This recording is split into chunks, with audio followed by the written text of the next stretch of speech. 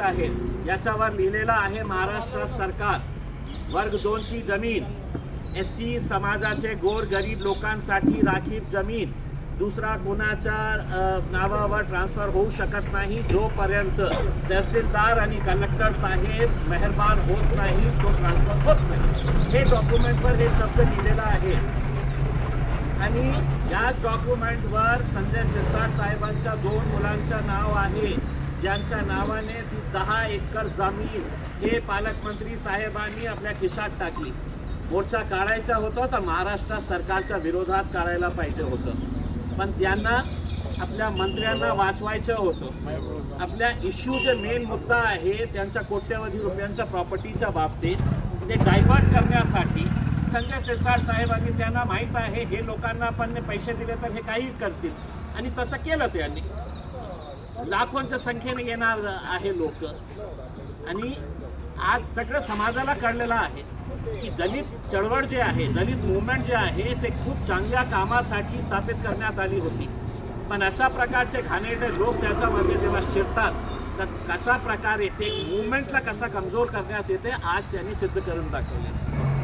गुंड प्रवृत्तीचे लोक इम्तियाज जलीलच्या विरोधात इतके मोठे मोठे स्टेज लावलेले आहे। तुम्ही सांगा ना मला की इम्तियाज जलीलचा विरोध करत आहे, करा तुम्ही।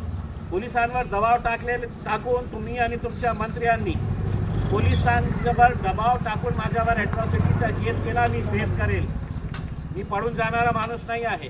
मग जेव्हा त्यांना कळलं की बाबा ॲट्रॉसिटीचा केस होऊन सुद्धा या माणसावर काही होत नाही आहे, होणारी नाही आहे, कारण या पोलिसांनी नियमाप्रमाणे काम केले नाही, या मंत्र्याच्या गुलामगिरीसाठी हे त्यांनी FIR रजिस्टर केलेले आहे।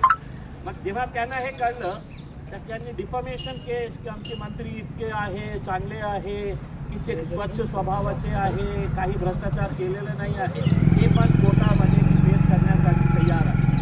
हे लोकांना लोकांचे त्यांना हे कळत नाही आहे का?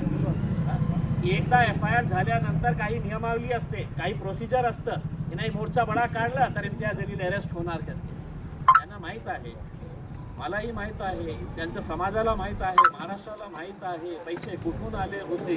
आता तुम्हाला काही मिळालं नाही त्याच्यानंतर तर तुम्ही असं करा, आता फडकल गेट पासून ते मंत्रालयापर्यंत मोर्चा काढा, अजून तुम्हाला संजय शिरसाटला पैसे देतील। आपल्या आता घरबार कारोबार आपल्या चुला चक्की जे आहे ना ते याच पैशातून चालतं ना, मग या संजय शिरसाट साहेबांकडून मंत्रालयापर्यंत मोर्चा काढा तुम्ही। त्यातले काही लोक